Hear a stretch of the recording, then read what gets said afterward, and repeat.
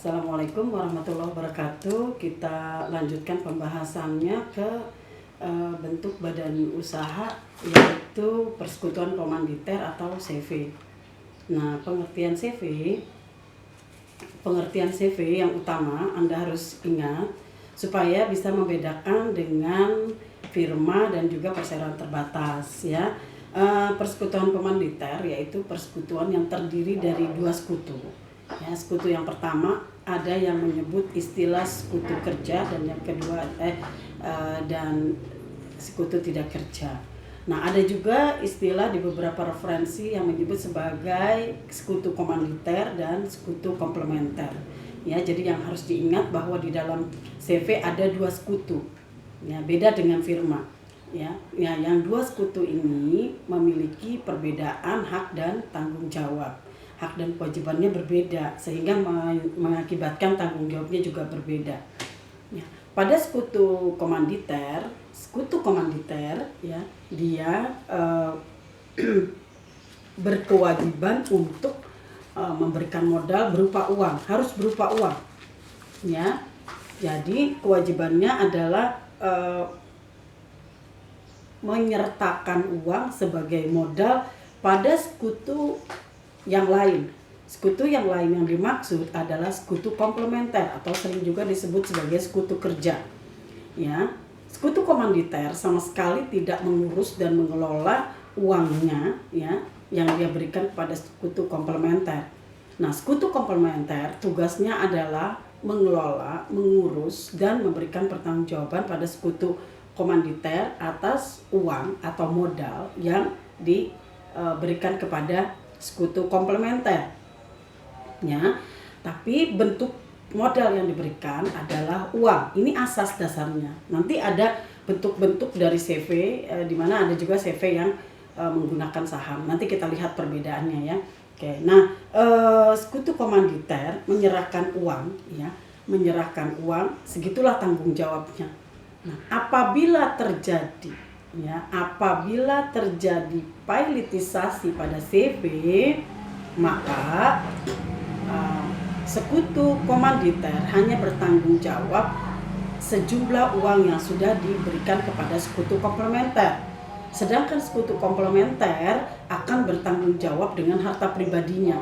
Jadi tidak ada pemisahan harta antara modal yang diberikan dengan kerugian yang diakibatkan oleh keputusan dan tindakan yang diambil oleh sekutu komplementer. Apabila kurang dari modal yang diberikan sekutu komanditer, maka dia akan bertanggung jawab dengan harta pribadinya. Jadi harta pribadinya bisa untuk menutup kekurangan apabila terjadi pailitisasi pada CV. Ya. Nah, untuk CV ada beberapa jenis. Di dalam KUH Dagang disebutkan bahwa CV itu ada 3 jenis. Yang pertama adalah persekutuan komanditer diam-diam. Ya, nah ini dikatakan istilah seperti ini itu karena sekutu itu tidak terang-terangan menyatakan bahwa dia adalah CV. Ya, tapi juga bukan firma karena asas-asas dasarnya tadi itu ada 2 sekutu, komplementer dan komanditer.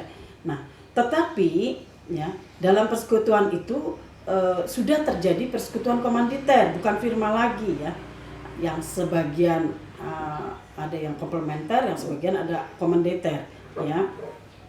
Nah, kemudian bisa kita lihat model CV yang diam-diam itu adalah yang tidak menggunakan akta pendirian, tidak membuat akta pendirian. Nah, itu bisa kita katakan sebagai bentuk dari CV secara diam-diam. Kemudian ada lagi persekutuan komanditer terang-terangan yang kedua, ya. Nah, ini persekutuan komanditer yang seperti ini, dia menyatakan dirinya sebagai sekutu komanditer pada pihak yang lain, gitu ya. Apabila mereka bertransaksi, mereka menyebutkan bahwa mereka adalah sekutu komanditer, gitu ya, CV. Nah, kemudian mereka juga umumnya menggunakan anggaran dasar dan anggaran rumah tangga, ya, yang digunakan sebagai pengaturan antar sekutu, ya. Kemudian dia selalu mengutarakan secara terang-terangan pada transaksinya bahwa mereka adalah CV. Ya, ini persekutuan komanditer terang-terangan. Pada umumnya, ya, bentuk CV terang-terangan seperti ini, mereka memiliki akta pendirian, kemudian mendaftarkan CV-nya ke daftar perusahaan di Kementerian Industri gitu ya, atau juga mengajukan namanya ke Kementerian Hukum dan HAM sehingga namanya masuk daftar sebagai subjek hukum. Ya, ini yang disebut sebagai persekutuan komanditer terang-terangan. Kemudian yang ketiga adalah persekutuan komanditer secara lebih detail lagi, sehingga bentuk modalnya tidak hanya dalam bentuk uang tetapi dalam bentuk saham. Akan tetapi mereka ini bukanlah perseroan terbatas, ya. Kita sebut sebagai yang jenis yang ketiga, yaitu persekutuan komanditer dengan saham, ya. Ini adalah bentuk CV terang-terangan yang modalnya terdiri dari saham. Jadi sudah punya akta pendirian tapi modalnya berbentuk saham. Ya. Nah, ini persekutuannya seperti ini tidak ada sebetulnya di dalam KUH Dagang, hanya ada di dalam praktek-praktek seperti transaksi-transaksi yang biasa terjadi, karena keperluannya adalah agar mempermudah mendapatkan modal. Ya.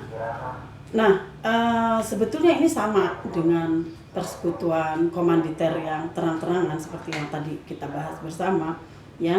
Perbedaannya hanya pada modal, jadi modalnya dalam bentuk saham. Nah, kemudian tetap memiliki akta pendirian, ya. Pada waktu pembentukannya, kedudukan sekutu komanditer ini sudah ditetapkan dalam anggaran dasar dan anggaran rumah tangga mengenai pembagian keuntungan, mengenai tanggung jawab tetap sama dengan asas pada bentuk CV, yaitu sekutu komanditer akan bertanggung jawab sebesar modal yang diserahkan, dan persekutuan komplementer akan bertanggung jawab dengan harta pribadinya. Ya. Nah, kemudian ada beberapa hal yang berkaitan dengan persekutuan komanditer, misalnya tentang bagaimana pendiriannya, ya, kemudian pendaftarannya dan pengumumannya itu diserahkan kepada pejabat yang berwenang. Dalam hal ini adalah notaris. Ya, notarislah yang membuat akta pendirian pada CV. Ya. Nah, coba nanti Anda lihat pada Kitab Undang-Undang Hukum Dagang pasal 22, ya, praktek di Indonesia. Berdasarkan kebiasaan orang bisa menggunakan berbagai media perjanjian, karena pada dasarnya ini adalah asas dasarnya adalah perjanjian. Orang berjanji untuk membentuk suatu badan usaha, ya. Nah, nanti dilanjutkan dengan pendaftaran yang semua dilakukan oleh notaris, didaftarkan pada Kementerian Hukum dan HAM, ya. Kemudian diumumkan pada tambahan berita negara. Ini yang menjadikan posisi CV menjadi subjek hukum, karena nama CV terdaftar pada daftar perusahaan yang terlampir pada tambahan berita negara Republik Indonesia. Ya. Nah, posisi mereka sebagai badan hukum sudah dapat melakukan hubungan hukum seperti halnya manusia. Ya, mereka dapat memiliki hubungan-hubungan hukum dengan pihak lain, baik secara individu maupun dengan perusahaan lain atau CV lain, kemudian dapat berinvestasi, dapat melakukan kegiatan usaha, memiliki harta simpanan dan lain sebagainya. Semuanya dilakukan oleh pengurus, dan pengurus bertanggung jawab apabila terjadi kerugian dan politisasi, bertanggung jawab atas harta pribadinya. Oke, untuk pembahasan CV, ya, silakan nanti dibaca yang lainnya, bagaimana hubungan-hubungan langsung, bagaimana cara menagih dan lain sebagainya. Itu adalah detail, ya, hal yang detail, sehingga nanti dibahas pada saat pemberian materi di mata kuliah yang lain. Assalamualaikum warahmatullahi wabarakatuh.